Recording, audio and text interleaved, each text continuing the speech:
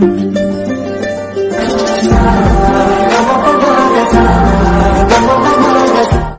Hello అండి, అందరికీ నమస్కారం. నేను మీరాజీ. మీరంతా ఎలా ఉన్నారు? నేనైతే చాలా బాగున్నాను. మీరంతా కూడా బాగుండాలని మనస్ఫూర్తిగా కోరుకుంటున్నాను. ఈ వ్లాగ్ వచ్చేసి నేను నైట్ నుండి ఈరోజు మార్నింగ్ వరకు అండి. ఈ వ్లాగ్లో నేను ఏం వర్క్ చేసుకున్నాను అనేది మీతో షేర్ చేసుకుంటాను. ఈ వీడియోని ఎవరు స్కిప్ చేయకుండా ఎండ్ వరకు చూడండి. ఈ వీడియోకి వచ్చేస్తే నేనైతే దోసపిండి కోసం బియ్యం పప్పు నానబెట్టుకున్నానండి. అవి అయితే గ్రైండ్ చేసుకుంటున్నాను. గ్రైండ్ చేసుకోవడం కోసం క్లీన్ చేసుకుంటున్నాను. మొత్తం 2-3 సార్లు అయితే క్లీన్ చేసేసి పెట్టేసుకుంటాను.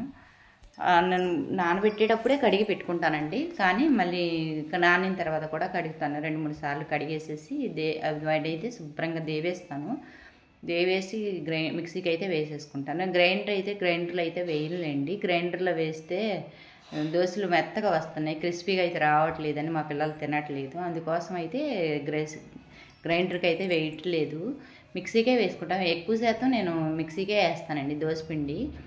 ఇడ్లీ పిండి అయితేనే గ్రైండర్కి వేసుకుంటాను, లేకపోతే మాత్రం దోసపిండి అయితే మాత్రం మిక్సీకే వేసుకుంటాను. ఎప్పుడు గ్రైండర్కి వేయడానికి ఇష్టపడను. దానికి తోడు మా గ్రైండరు దోసపిండి చాలా లేటుగా అయితే తిరుగుద్దండి, తొందరగా అయితే అయిపోదు. అందు గురించేసి ఇక దానికోసమే ఇంకా దాంట్లో ఎందుకులే అని చెప్పేసి మిక్సీకే వేసుకుంటాను. త్వరగా అయిపోయినట్టు ఉండిద్ది, అందుకోసం అయితే మిక్సీకి అయితే వేసుకుంటున్నాను.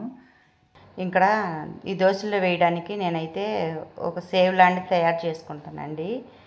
ఇంకా దీన్ని సేవ్ లాగంటే ఈ నానబెట్టిన బియ్యాన్ని ముందుగా గ్రైండ్ చేస్తానండి. కొంచెం గ్రైండ్ చేసేసి ఒక గ్యాస్ మీద ఒక గిన్నె పెట్టి గిన్నెలో వాటర్ పోసేసి ఆ వాటర్ బాగా మరిగేటప్పుడు ఈ గ్రైండ్ చేసుకున్న పిండిని పోస్తే బాగా థిక్ పేస్ట్ లాగా అవుతుందండి. అది బాగా ఆరబెట్టేసేసి గ్రైండ్ చేసిన పిండిలో కలిపేసుకుంటే దోశలు చాలా టేస్ట్గాను ఎర్రగా క్రిస్పీగా కూడా వస్తాయండి. అందుకోసం అని చెప్పేసి దాంట్లో అయితే అదైతే వేస్తాను నేను అటుకులు అన్నము అలాంటివి వేయనండి. అన్నం వేస్తేనేమో స్మెల్, మనం 1 వీక్ దాకా పెట్టుకుంటాం కదా, అందుకని స్మెల్ వచ్చిద్దేమో అని అనిపించిద్ది. అటుకులు అయితే కూడా నాకు ఎందుకో నచ్చినట్టు అనిపించదు. ఇది అనుకోండి పిండిలో కలిసిపోయింది కదా, అందుకోసం అని చెప్పేసి అదైతే పెడతానండి. నేను ఎక్కువ అదే చేస్తాను. అదైతే చేసి కలిపి పెడతాను అట్లలో. ఇంకా దాంట్లో ఇవన్నీ సర్దేసుకుంటున్నానండి. ఇక్కడ మొత్తం ఇక రేపు మార్నింగ్కి ఏం పని లేకుండా ఇదైతే చేసేసుకుంటున్నాను మొత్తం. మా పాప అంట్లు అయితే కడిగిద్ది కానండి, సర్దడం అంటే తనకి చాలా తలనొప్పి, అందుకోసం అయితే అలాగే ఉంచేస్తుంది. ఇంకా అంట్లన్నీ సర్దేశాను మొత్తం నీట్గా సర్దేసి ఇంకా వేసిన దోసపిండి కానీ మళ్ళీ కొంచెం అయితే అన్నం అయితే మిగిలిందిలేండి. ఈరోజు సండే అని చెప్పేసి చేపల పులుసు అయితే పెట్టాము. దాంట్లోకి పచ్చిమిరపకాయల పచ్చడి కూడా చేసుకున్నాము. అది ఆ దోశల్లో చాలా బాగుండిద్దండి. అందుకోసం అని చెప్పి ఆ దోశల పిండి పచ్చిమిరపకాయల పచ్చడి కూడా కలిపి అక్కడ పెట్టేశాను. ఇంకా అదంతా అయిపోయిందండి. ఇంకా మార్నింగ్ టైంకి వస్తే ఇంకా దోశల పిండి చూసారా చాలా బాగా ఫర్మెంట్ అయింది. అట్లా ఫర్మెంట్ అయ్యి కూడా ఇద్ది బాగుంటాయి కూడా, దోశలు కూడా బాగుంటాయి. మళ్ళీ పిండి కూడా పొలవలేదన్న బాధ అనిపించదు. ఇక అందుకోసం అదంతా ఒక బాక్స్లోకి అయితే తీసేసి ఫ్రిడ్జ్లో పెట్టేశాను. మిగతా పిండి అయితే మా దోశలకి సరిపోయిద్దండి మా వరకు. నేనైతే 1 వీక్ సరిపోను వేసుకుంటాను ముందే. సండే రోజు నానబెట్టి మిక్సీ చేసేసుకున్నానంటే నాకు సాటర్డే వరకు వచ్చేసిద్దండి పిండి. అందుకోసం అని చెప్పేసి నేను సండే రోజే దోశలకైనా ఇడ్లీకైనా సండే రోజే నానబెట్టేసి గ్రైండ్ చేసి పెట్టేసుకుంటానండి. ఎందుకంటే ఆ 1 వీక్ వరకు మళ్ళీ మధ్యలో అయిపోయిందని వెతుక్కోకుండా ఇవన్నీ బయట తెచ్చుకోవాల్సి వచ్చింది కదండి. అందుకని గ్రైండ్ చేసి పెట్టేసుకున్నాను అనుకో, అవి కరెక్ట్గా నాకు 1 వీక్ వచ్చేస్తుంది. ఇంకా నేనైతే హనీ వాటర్ అయితే తాగుతానండి. హాట్ వాటర్లో హనీ వేసుకొని తాగడం అంటే నాకు ఇష్టము, అందుకని అయితే తాగుతాను.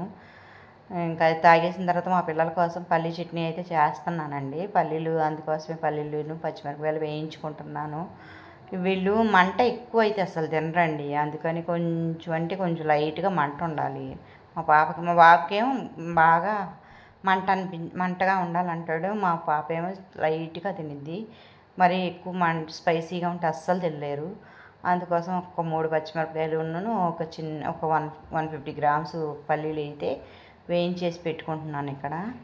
వేయించి పల్లి చట్నీ చేసేసాను. మామూలుగా అయితే ఎక్కువ శాతం నైట్ డైలీ పల్లి చట్నీ అయితే చేయనండి. ఒకసారి ముందు నేను అల్లపు చట్నీ అయితే చేసుకొని రెడీ పెట్టుకుంటాను. అదనుకోండి ఇక చట్నీ చేసే పని ఉండదు. మా పిల్లలకు కూడా అల్లపు చట్నీ అంటే చాలా ఇష్టం పల్లి చట్నీ కన్నా. ఇంక ఈరోజు ఎందుకనో అడిగారు, అల్లపు చట్నీ వద్దమ్మా పల్లి చట్నీ చెయ్యి అని చెప్పి. అందుకోసమని పల్లి చట్నీ కోసం అన్నీ వేయించి పెట్టుకుంటున్నాను ఇక్కడ. ఇంకా అవి వేయించి పల్లి చట్నీ అయితే చేసేస్తాను. ఇంకా వేరే బౌల్ పెట్టుకోకుండా దాంట్లో పోపు పెట్టి పక్కన పెట్టేసాను అనుకోండి. ఆ పోపులో చట్నీ వేయగానే వేసి తాలింపు పోపు పెట్టేసుకోవచ్చు కదండి. అందుకోసం అని చెప్పేసి పక్కనే పోపు పెట్టేశాను దాన్ని. ఇంకా చట్నీ అయితే చేసేసి ఇదిగోండి పోపులో కలిపేస్తున్నాను. ఇంకా దోశలు అయితే పోస్తున్నాను ఇక్కడ. మా బాబుకి ఆనియన్ దోశలు, మా పాపకి ఇద్దరికి కలిపి ఆనియన్ దోశల కోసమని. ఇది ఈ కట్టరు నేను ఆఫ్లైన్లోనే తీసుకున్నానండి. ఆన్లైన్లో తీసుకున్నాను కానీ అది వేస్ట్ అయిపోయింది. ఇదైతే ఆఫ్లైన్లో మామూలుగా తీసుకున్నాను. చాలా బాగా యూజ్ అవుతుంది. ఆనియన్స్ అయితే ఎంత సన్నగా కావాలంటే అంత సన్నగా చాప్ చేసుకోవచ్చండి. ఇలా దోశలు వేసుకునేటప్పుడు ఇలా సన్నగా ఆనియన్స్ చాప్ చేసుకొని వేసుకుంటే చాలా అంటే చాలా బాగుంటాయి. అందుకోసం అని చెప్పేసి నేనైతే తీసుకున్నాను. నాకైతే బాగా యూజ్ అవుతుంది. మీరు కూడా తీసుకున్నారో తీసుకోలేదో నాకైతే కామెంట్ చేయండి. మేమైతే ఇది భలే యూజ్ అవుతుందండి. చాలా అంటే చాలా బాగా యూజ్ అవుతుంది. దీంట్లో ఇక మా బాబుకి పాపకి ఆనియన్ దోశ మామూలు దోశలు అయితే వేసేసాను.